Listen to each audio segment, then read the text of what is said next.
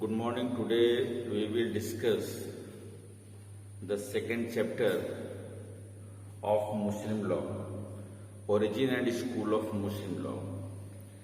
आज हम सभी चर्चा करेंगे कि मुस्लिम विधि की उत्पत्ति और उसके स्कूल्स कितने, इस्लाम की उत्पत्ति कैसे हुई, इस पर भी हम चर्चा करेंगे आगे के अपने क्लासेस में।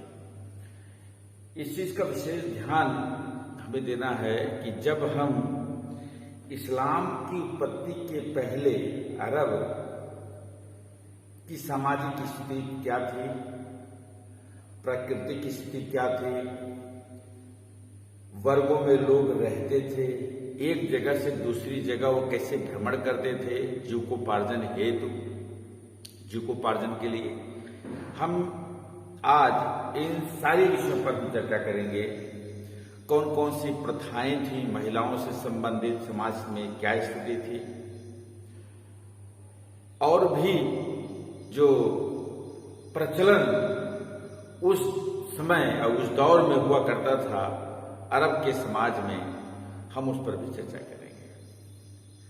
जैसा कि हम सभी जानते हैं कि मुस्लिम विधि को समझने के लिए हमें उस दौर का भी ज्ञान होना बहुत जरूरी है, उस दौर की पृष्ठभूमि को भी जानना जरूरी है, उत्पत्ति को भी जानना जरूरी है और ऐतिहासिक पृष्ठभूमि को भी जानना जरूरी है इस्लाम का। इस्लाम की उत्पत्ति के पहले इन सारी चीजों का जानकारी होना बहुत जरूरी है। और इसी जानकारी के क्रम में, जैसा कि हम सभी जानते हैं, इस्लाम की उत्पत्ति अरब से हुई। इस्लाम की उत्पत्ति अरब से हुई और अरब की जो जमीन थी वह बंजर जमीन थी, बैरन थी, और चारों तरफ मरुभूमि, चारों तरफ बालू ही बालू अरब में था। और जो वातावरण था अरब का, वह दिन में बहुत गर्म और रात में शीतलता लिए हुए था। और कभी कभी क्या होता था कि एक बहुत तेज आंधी उस दौर में बहती थी, जिससे कि आसमान बालुओं से ढक जाता था।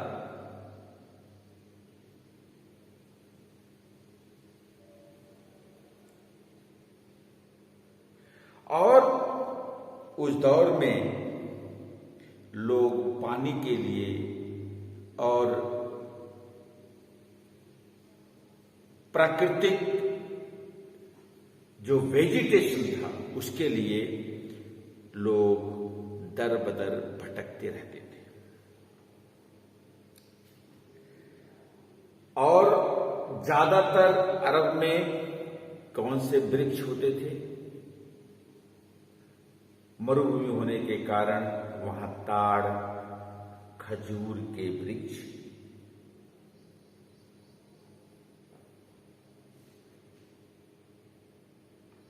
इस तरह के वृक्ष वहां हुआ करता था।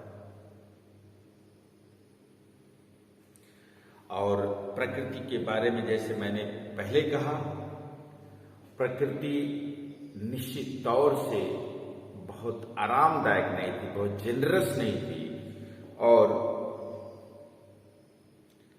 लोगों का जीवन बहुत कठिन था।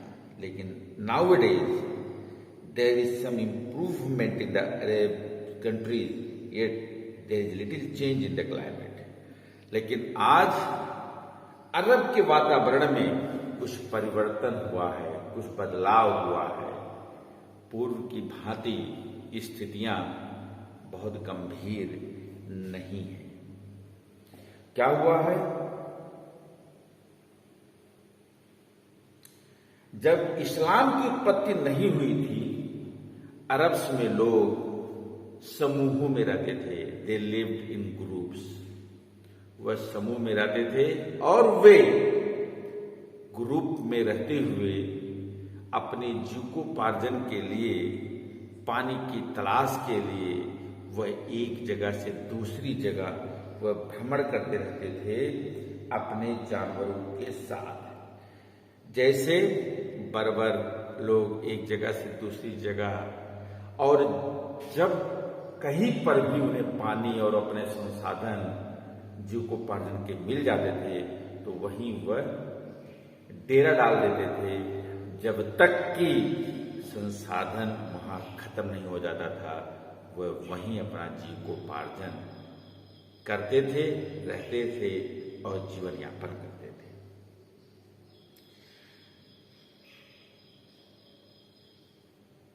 और एक जगह से दूसरी जगह का भ्रमण का प्रचलन मक्का और मदीना में बहुत हद तक नहीं था उस दौर में।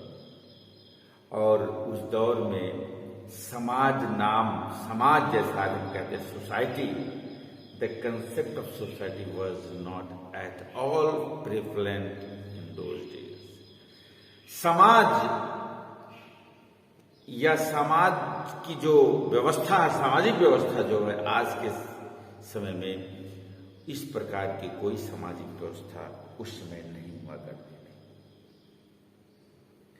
और उस समय लोगों का मुख्य पेशा खेती करना और जानवरों को पालना या व्यापार करना, खेती करना और कैटल ब्रीडिंग करना। देयर कैटल्स वियर, मुख्य रूप से किस जानवर को पालते थे? कैमल, ऊंट, सिप, भेड़ और घोड़े पालते थे। Arabs had no common religion. Arabs में इस्लाम के पूर्व किसी विशेष धर्म का कोई आधार नहीं था। व्यक्ति कोई धर्म नहीं मानते थे।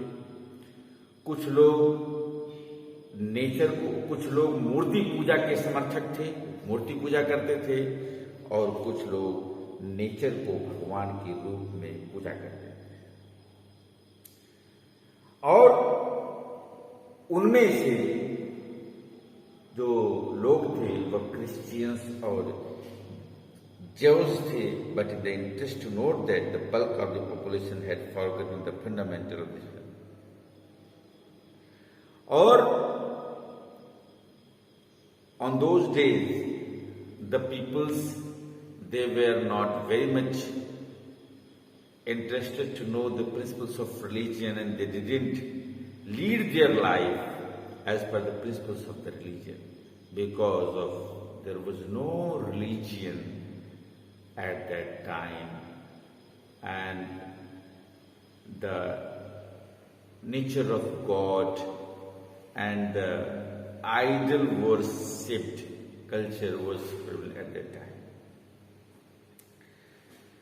उस समय बदला लेना, साहस और स्वतंत्रता और हॉस्टिलिटी जैसे कंसेप्ट बहुत जोरों पर था।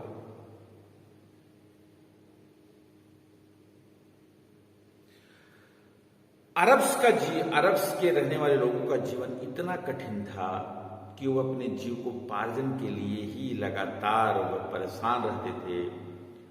वह इस बात पर बहुत ज्यादा ध्यान केंद्रित नहीं कर पाते थे कि धर्म क्या है, धर्म के सिद्धांत क्या हैं और कौन से धर्म में क्या सिद्धांत हैं और कैसे उनको हमें पालन करना चाहिए। इन सारे विषयों पर वह ध्यान नहीं दे पाते थे, क्योंकि अरब के लोगों का जीवन बहुत कठिन था, जीविकोपार्जन कठिन था। और वे क्या करते थे, और समाज जो था वह ट्राइब्स और सब ट्राइब्स में बटा हुआ था, और जिसका मुखिया खलीफा हुआ करता था।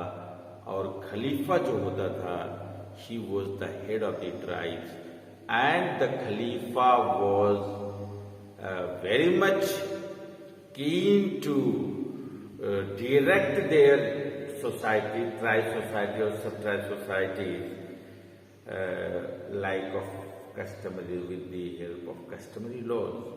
Customary laws के सहयोग से वह समाज को नियंत्रित करता था, संचालित करता था और उस कस्टमरी लॉ के आधार पर ही समाज का संचालन होता था। और broadly speaking, such customary laws were divided into two categories. First, there were inter-tribe customs to regulate the relations of one tribe and another. Secondly, there were customs which regulate the conduct of individuals within the tribe. और इस्लाम की उत्पत्ति के पूर्व customary law समाज में बहुत जोरों से प्रचलन में था, जिससे यह हुआ कि कुछ नियम बहुत कठोर थे और बहुत ही जटिल थे। वह किसी लॉजिक को लेकर नहीं थे और अमानवीय भी थे कस्टमरी लॉ।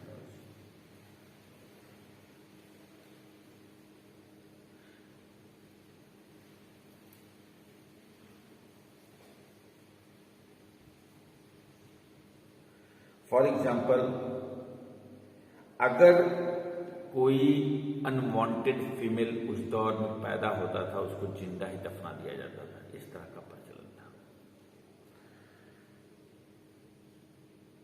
लोग पैसा देते थे, बहुत हाई रेट ऑफ इंटरेस्ट में पैसा देते थे, उसका ब्याज बहुत ज्यादा लेते थे। इसको यूजरी हम कहते हैं। This type of practice was prevalent at that time. If unwanted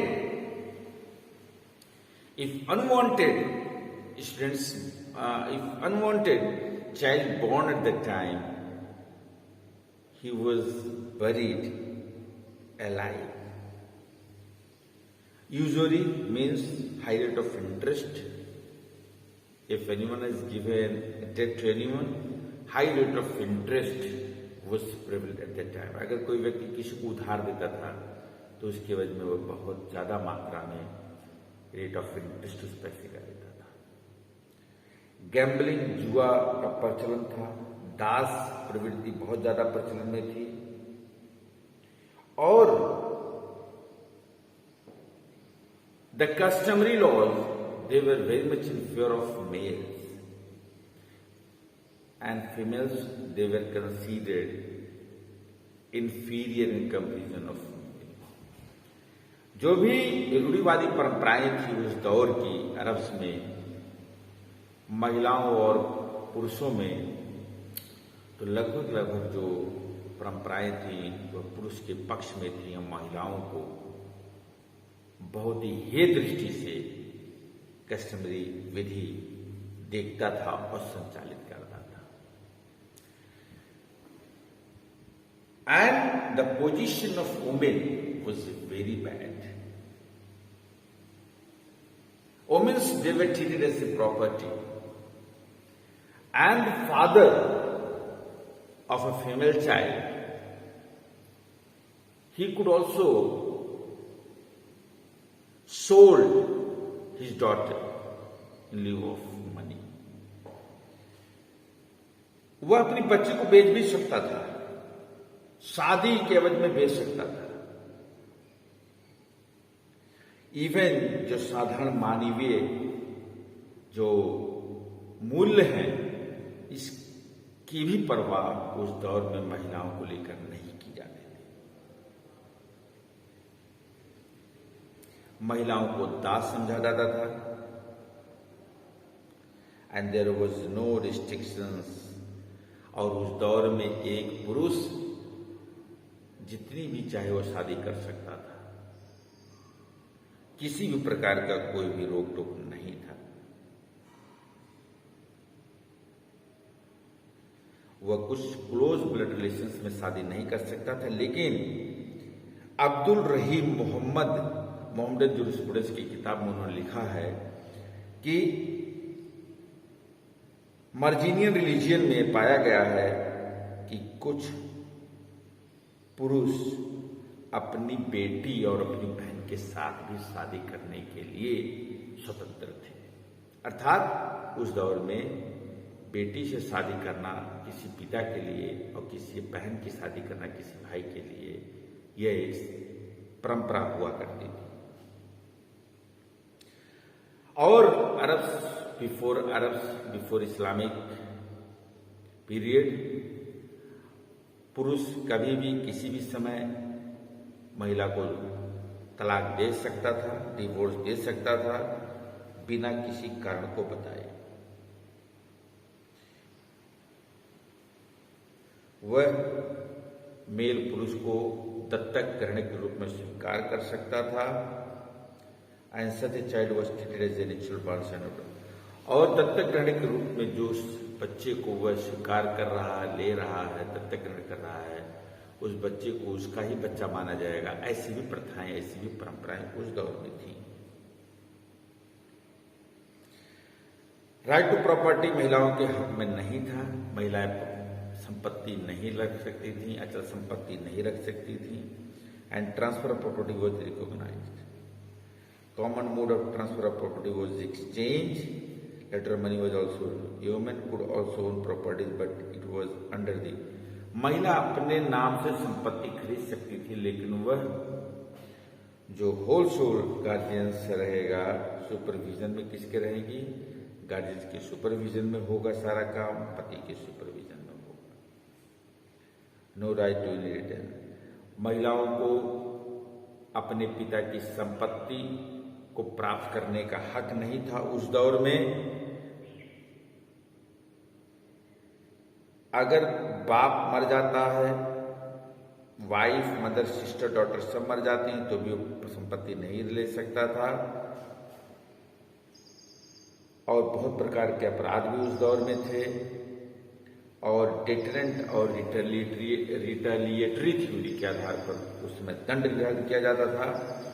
यदि कोई चोरी किया है तो उसका हाथ काट दिया जाता था। यदि कोई जारता किया, एडल्ट्री किया है, तो उसको पत्थर से मार के उसको मार दिया जाता था। इस तरह के पनिशमेंट की थ्योरी उस दौर में थी। This in brief it was the soul structure of अर्बेंसर prophet Muhammad born religion of freedom.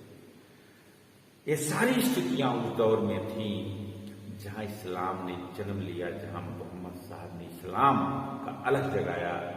और मैं आपसे कल चर्चा करूंगा मोहम्मद साहब ने कब जन्म लिया और कैसे इस्लाम धर्म की पृष्ठभूमि अरब में रखी और यह धर्म कैसे उत्तरोत्तर आगे बढ़ता चला गया।